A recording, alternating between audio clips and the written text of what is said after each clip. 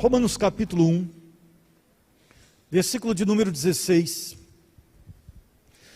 Paulo diz: porque não me envergonho do Evangelho, pois é o poder de Deus para a salvação de todo aquele que crê, primeiro do judeu, também do grego.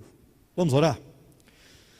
Senhor Deus, que bênção estar na tua casa com os meus irmãos. Nós oramos ao Senhor nesta hora, cônscios do cuidado do Senhor, bem conscientes também da nossa responsabilidade, que tu estejas cuidando do nosso povo do Senhor, na vida deste Estado, estejas abençoando nossos governantes, dando sabedoria, livrando-os, ó Deus, da corrupção e também, ó Deus, das intenções secundárias diante deste governo.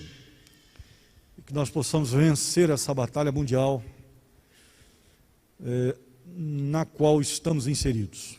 E que em nome de Jesus a tua igreja seja exemplar, cuidadosa, para que não precisemos, ó Deus, ter medidas mais drásticas.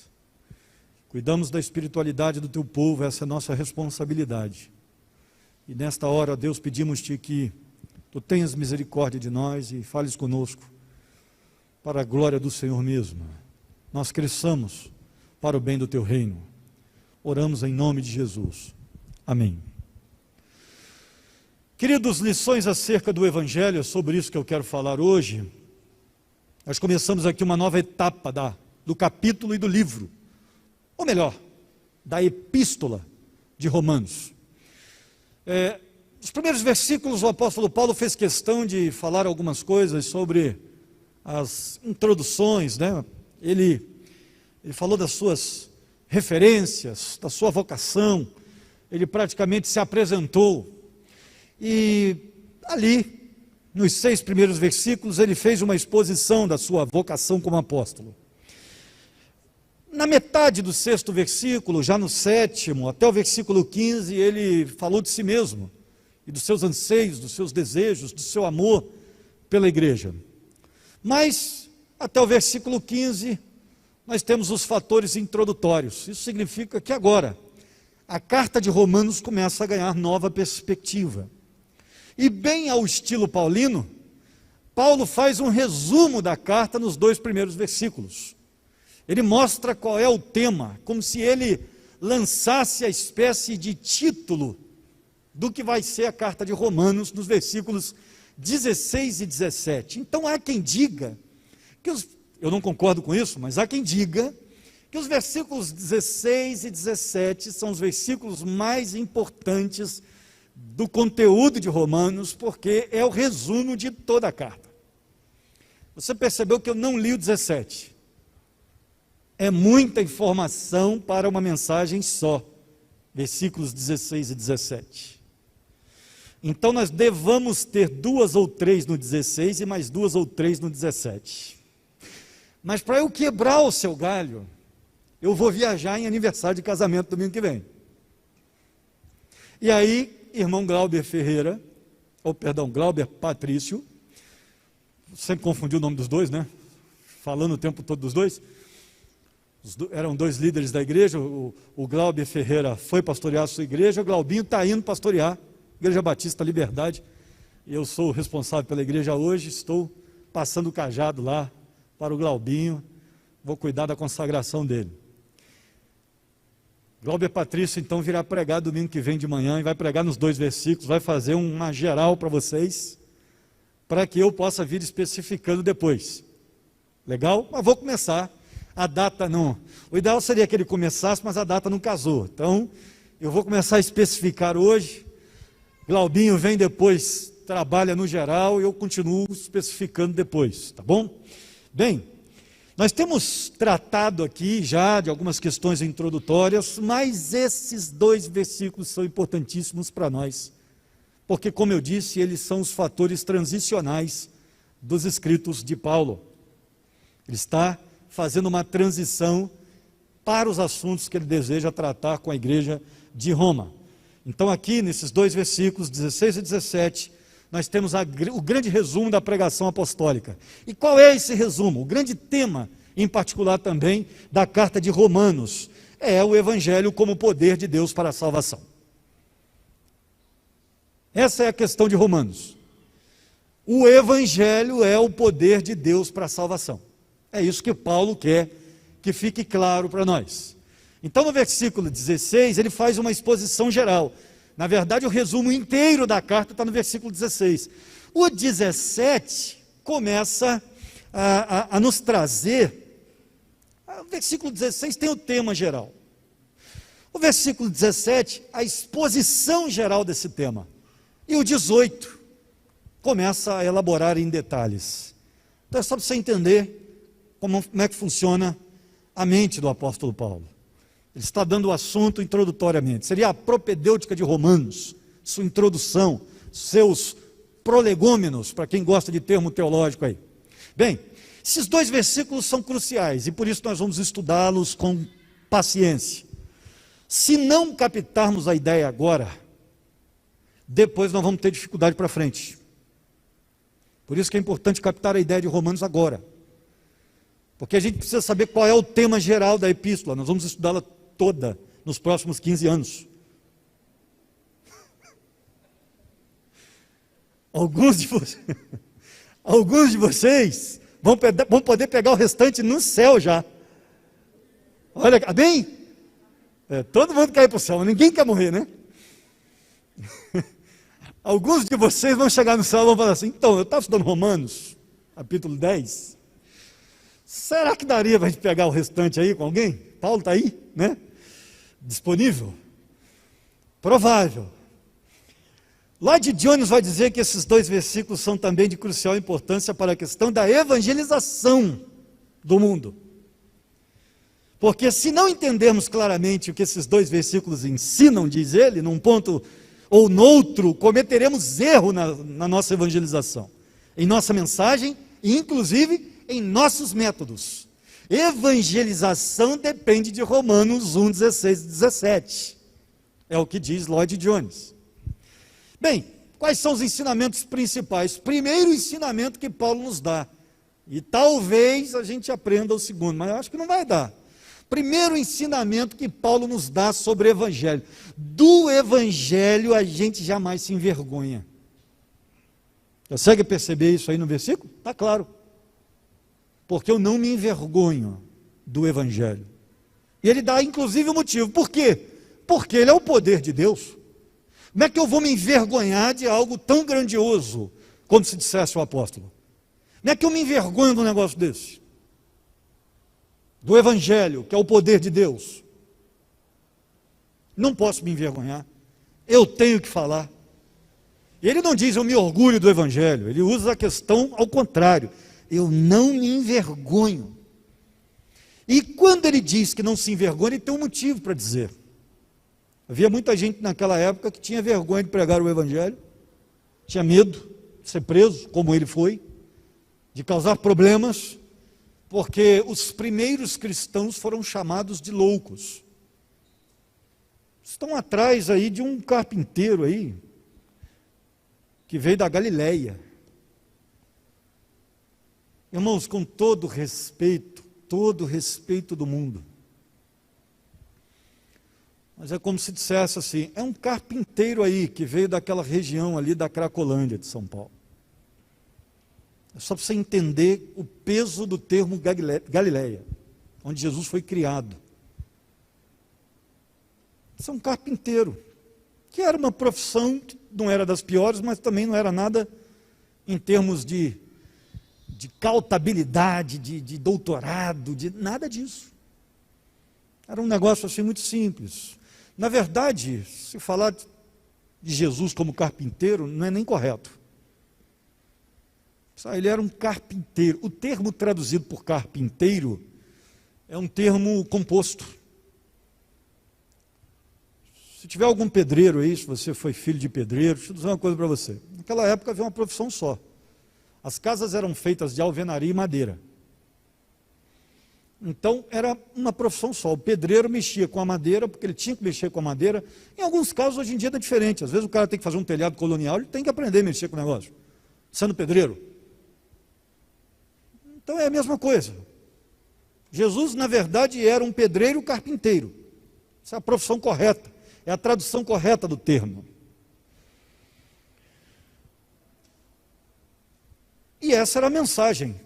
Esse pedreiro carpinteiro é o salvador do mundo, que nasceu na pobreza e que não tinha lugar nem para ser colocado quando criança, quando bebê. Foi colocado num quarto alugadinho, puxadinho, o quartinho da frente do pessoal. Então muita gente se envergonhava dessa mensagem. O negócio era estranho. Como é que eu prego um homem desse? Hoje não. Hoje Jesus é quase pop. Todo mundo gosta de Jesus, todo mundo quer falar de Jesus. O seu exemplo é extraordinário, um exemplo de amor. Muitos o reconhecem até mesmo como filho de Deus, como Deus. Então hoje é mais fácil. Embora Jesus hoje esteja envolvido em algumas causas, por conta do evangelho que ele mesmo ensinou e que Paulo explanou, não muito populares, como a nossa batalha da igreja ortodoxa, da igreja que defende uma doutrina verdadeira, correta, contra, por exemplo, o movimento LGBT, que já tem mais umas 3 letras depois. Então nós temos aí uma impopularidade por conta das nossas causas. Mas a verdade é a seguinte: por que muita gente também se envergonha do Evangelho? Se envergonha porque o Evangelho combate pecado. E combater pecado é um negócio complicado. Porque você prega um Evangelho que condena o outro. E o outro não quer ouvir sobre esse negócio. Ele não quer saber.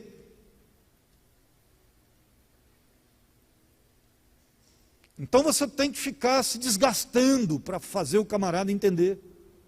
Você tem que citar, meu irmão, a vida que você está levando. Eu tenho gente na minha família que tem assim uma vida completamente torta e acha que está com Deus. Você vai pregar o evangelho para o cara acha que não precisa. Não, eu estou com Deus, estou firme. Como assim está com Deus? Não, Deus está comigo. Esses dias eu fui obrigado a dizer lá para a galera lá, olha, vou dizer uma coisa para vocês, se Deus está com vocês, nós precisamos pegar a Bíblia e jogar fora, cara. Porque de acordo com a Bíblia, vocês vão para o inferno de cabeça para baixo. Tem conversa. Bem, pregar eu prego, né? E isso de boa, sem arrumar briga. Até porque perguntou, caiu na besteira de perguntar, né? Você acha que eu vou para o céu? Eu falei, se a Bíblia está correta, torce para estar errada, porque se tiver certa, tem jeito para você não.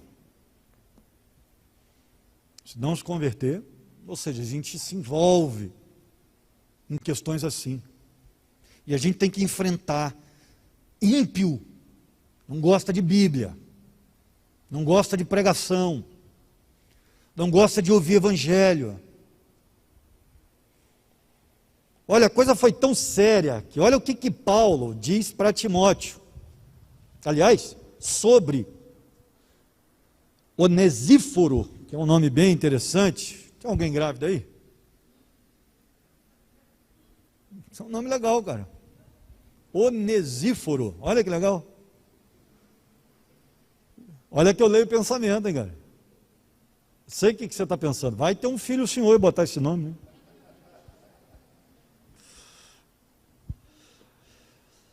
A coisa é tão interessante que Paulo diz assim, ó, sobre Onesíforo, que é um tremendo elogio. Quando Paulo estava em Roma, Paulo disse a Timóteo sobre ele, que Onesíforo me procurou solicitamente até me encontrar, e muitas vezes me deu ânimo, e nunca se envergonhou das minhas algemas, 2 Timóteo 1,16. Ainda tinha esse detalhe, as pessoas se envergonhavam de estar perto dos apóstolos, porque os apóstolos estavam sendo presos. Até Timóteo recebe uma palavra dura de Paulo, 2 Timóteo 1,8, dizendo o seguinte: não se envergonhe de mim, camarada. Não se envergonhe do testemunho do Senhor e nem de mim. Até parece que Paulo está escrevendo porque Timóteo tinha uma queda assim, para vergonha, se envergonhar do Evangelho daqueles que estavam presos. Nós estamos vivendo num tempo aí, mano, o que leva um cristão a se envergonhar do Evangelho, né? Estamos vivendo um tempo em que as pessoas estão se envergonhando de falar, não querem falar mais. O que leva? O que leva o cristão a se envergonhar do Evangelho, além do fato de que nós estamos apregoando um carpinteiro pedreiro, é o fato de que o Evangelho, por si só, ridiculariza o homem. Você já percebeu que nesta igreja nós não temos doutores? Nós não temos médicos, nós não temos psicólogos, nós não temos engenheiros, não temos professores, não temos ricos, pobres, não temos civis e militares. Já percebeu isso? Não.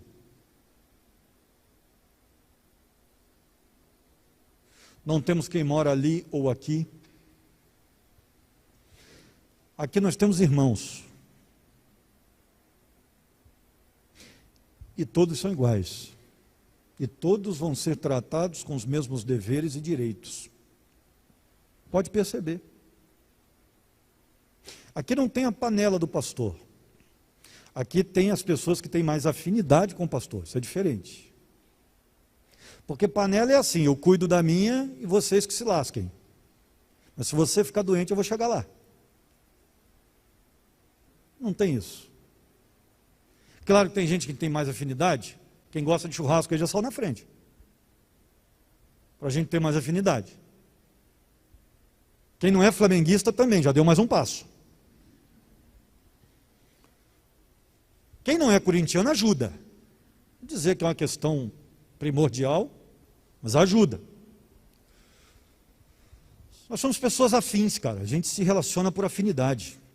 Então uns serão mais próximos, outros não. Eu estava brincando com o Elmo esses dias, né? Fiz uma churrascada lá em casa, não vontade de chamar o Elmo, mas como é que chama o Elmo? O Elmo é vegetariano. Cara, esse negócio de ficar botando cenoura na churrasqueira é heresia, parceiro. Pô. Hein, Danilo? Brócolis, pô. Não dá. Não dá. Lá em casa, só para você ter ideia, o boi para na porta. O cara leva o boi vivo. Carvão chega de tonelada. Aí vamos botar cenoura? Não, não pode. Nós somos iguais, cara. Mas nós precisamos entender isso. Tratativa tem que ser igual. Direitos e deveres. E é por isso que o Evangelho não é popular, porque ele pega o médico e fala para o médico assim, que está ganhando aí 30 mil reais por mês. Tem médico que ganha. São todos. Quando ele chega ali na porta, a gente diz para ele, então, cara, você é pecador também. E você precisa estudar na escola bíblica dominical com um camarada que ganha R$1.100 por mês. Aí o cara, se ele não tem uma predisposição cristã, ele entra em colapso. Como assim? Ontem nós estávamos aqui, 2 pastores e o Denis. O Denis é cientista, doutor em física. E nós estávamos falando aqui de criacionismo para os jovens. Em alguns momentos que o Denis tem que olhar e... Opa, agora entrou o pastor, vamos fazer o quê? Porque aqui o sistema funciona de uma outra forma. Consegue perceber? O Evangelho, para quem tem muito poder, para quem tem muito dinheiro, para quem tem muito status aí fora, é loucura. Como é que é isso? Eu chego lá, sou igual? Sou igual. Quê? Aqui você não vai alcançar nada porque você é médico. Você vai alcançar porque é seu caráter. Se tiver vida lá fora, beleza. Se não tiver, não vai. que pode ter dinheiro, pode não ter, não adianta.